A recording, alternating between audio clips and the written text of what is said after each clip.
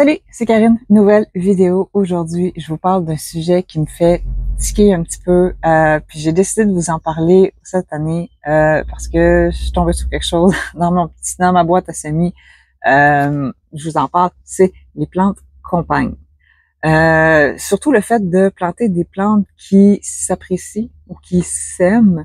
J'ai jamais vraiment cru. J'ai toujours trouvé ça un peu étrange comme principe. Puis là, cette année, je suis tombée par hasard sur un sachet de semences. Je vous montre ça.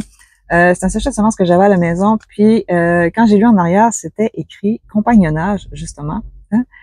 Gardez les tomates loin de tout membre de la famille des choux, choux-fleurs, brocolis, etc. J'ai trouvé ça vraiment bizarre de lire ça derrière un paquet de semences. Fait que j'allais voir un petit peu sur Internet. Ce que j'ai trouvé, ça dit l'inverse. Ça dit justement l'inverse, et c'est ça qui me dérange un peu du compagnonnage des plantes, c'est que dépendamment de où est-ce qu'on va lire ou quelle source on va prendre, une source va dire l'inverse de l'autre. Fait que j'ai voulu aller voir un peu qu'est-ce que les autres en pensaient, qu'est-ce que les autres jardiniers en pensaient. Je suis allée lire plusieurs textes, je suis allée voir plusieurs vidéos. Je suis tombée sur une vidéo justement d'un monsieur qui s'appelle Jean-Pierre, qui a une chaîne YouTube qui s'appelle Le Potager de Lunas. Le monsieur, il a 30 ans d'expérience dans ses bottines. Ses vidéos, franchement, c'est très intéressant. C'est une mine d'informations. Et justement, il a testé quelques associations de plantes dans son potager pour voir qu'est-ce que ça allait donner. Je vous mets une fiche. Je vous mets le lien en description aussi. Allez voir ça. C'est super intéressant. Puis je vous invite même aussi à aller voir le reste de ses vidéos dans sa chaîne. Franchement, c'est une mine d'informations. Puis dans sa vidéo qu'il a faite justement en essayant de cultiver des plantes ensemble, il s'est rendu compte qu'il y a des choses qui marchent puis qui marchent plus ou moins chez lui. Fait qu'il donne ses résultats. Vous pouvez vous faire votre opinion après l'avoir vu. Franchement, ça vaut la peine d'aller voir. Puis après ça aussi, je suis tombée sur une autre vidéo. Cette vidéo-là, c'est une vidéo qui a été mise sur la chaîne de Xavier Mathias, qui est producteur maraîcher et formateur en France. Franchement, je pense qu'il a une bonne réputation. Il s'est fait poser la question, puis il a mis ça sur sa chaîne YouTube. Qu'est-ce qu'il en pensait de ça, les compagnonnages des plantes dans les petits potagers? Je vous tease un petit peu, là, sa réponse, c'est « Arrêtez de nous emmerder avec ça ». Franchement, c'est une perle, cette petite vidéo-là. J'ai adoré ça. Je vous mets le lien en description. Je vous mets une fiche ici. Allez voir ça. C'est vraiment intéressant. Il est vraiment intéressant à entendre aussi, ce monsieur-là. Allez voir ça. Il donne son opinion, mais honnêtement, moi, je suis d'accord avec lui. J'ai voulu aller voir un petit peu plus loin aussi. Je suis tombée sur un texte qui a été écrit par un homme qui s'appelle Jim Downer. Ce monsieur-là, il est conseiller horticole en phytopathologie à l'Université de Californie, dans le comté de Ventura. Il a écrit un texte super intéressant. Il décrit un peu les plantes qu'il y a dans son comté, chez lui, le comté de Ventura, qui poussent dans la nature. Puis, il explique certaines relations qu'il peut avoir avec des plantes, mais c'est pas des relations directes. Ce qu'il explique, c'est qu'il va avoir, exemple, une plante qui va pousser au pied d'un arbre parce qu'elle pousse mieux à l'ombre, des plantes qui vont s'adapter à leur climat, comme les succulentes qui sont adaptées au climat plus aride, comme la Californie, qui peut avoir des sécheresses. Les succulentes stockent de l'eau, donc ils peuvent très bien s'adapter à ça. Franchement, c'est très intéressant. Mais après ça, dans la fin de son texte, il cherche justement une relation de compagnonnage, de plante à plante. Il n'a pas trouvé grand-chose, puis il a même contacté une de ses collègues aussi qui, elle non plus, a rien trouvé. Vers la conclusion de son texte, il écrit « Il existe de nombreux exemples de plantes qui entretiennent des relations avec des oiseaux, des champignons, des bactéries et des insectes. Je n'ai cependant trouvé aucun exemple ayant des relations mutuelles avec d'autres plantes. » J'ai trouvé ça vraiment intéressant. Allez lire ça. Je vous mets le lien en description. Je pense que le monsieur est assez qualifié aussi là pour répondre à ça. Franchement, je fais confiance à ce qu'il a écrit. Puis ça va dans le même sens aussi que bien d'autres choses que j'ai lues aussi. Donc, moi, j'ai tendance à y croire.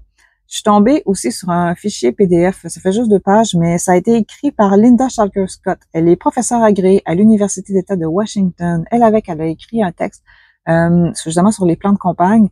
J'aime bien la façon qu'elle commence son texte, hein, les plantes qui s'aiment ou qui s'apprécient. Elle commence en parlant d'anthropomorphisme. L'anthropomorphisme, en fait, c'est le fait de donner à un objet, un animal, ou dans ce cas-ci, une plante, des caractéristiques humaines. Donc, des plantes qui s'aiment ou qui s'apprécient, ce serait une caractéristique humaine, donc ce serait de l'anthropomorphisme à son avis.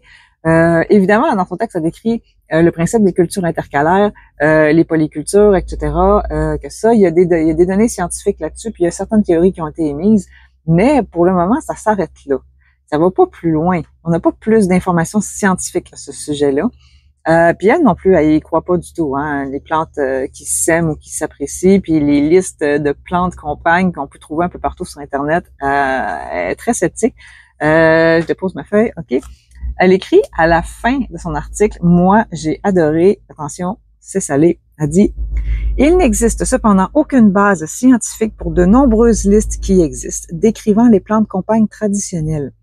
Comme les horoscopes, ces plantes peuvent être amusantes à utiliser, mais elles ne doivent pas être plus promues ou perçues comme étant scientifiquement valables que l'astrologie.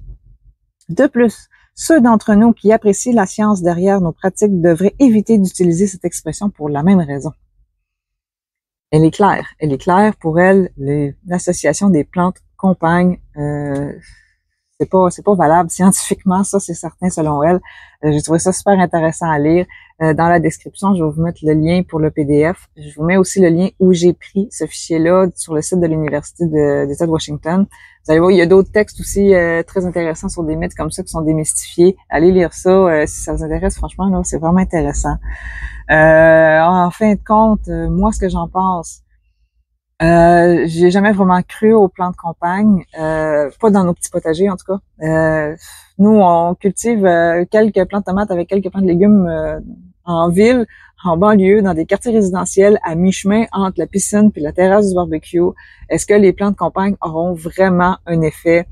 J'y crois pas vraiment. Honnêtement, moi j'ai un gros doute. Je le pratique pas non plus justement parce que j'y crois pas. C'est mon opinion. Faites-vous la vôtre ou dites-moi en commentaire si vous y croyez ou si vous y avez déjà cru ou si vous l'avez testé, même si vous l'avez testé, j'aimerais ça savoir. Franchement, c'est un sujet qui est assez mitigé, mais je me suis dit, ben, je vais en parler quand même sur ma chaîne, puis j'aimerais ça avoir votre avis aussi. Dites-moi ça, vraiment, je veux lire ça, je veux savoir. Entre-temps, je vous prépare d'autres vidéos. J'espère que mes vidéos vous intéressent. En tout cas, à date, je pense que oui, là, j'ai des bons retours. Abonnez-vous parce que je ne peux pas vous donner d'horaire fixe sur les vidéos que je vais faire. Mettons, je vais sortir une vidéo tous les mercredis ou quelque chose comme ça. Ça dépend beaucoup de la météo, puis ça dépend aussi beaucoup de mon temps que j'ai de libre. Fait qu'il faut que je coordonne la météo avec mon temps. Abonnez-vous, c'est la meilleure façon de savoir quand est-ce que mes vidéos sortent. Entre-temps, ben, on se revoit bientôt. Je vous prépare d'autres choses. Bonne journée. Il explique un peu plus loin aussi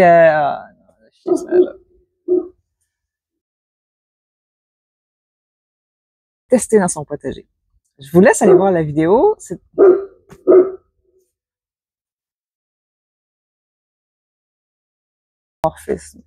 l'anthropomorphisme, c'est d'associer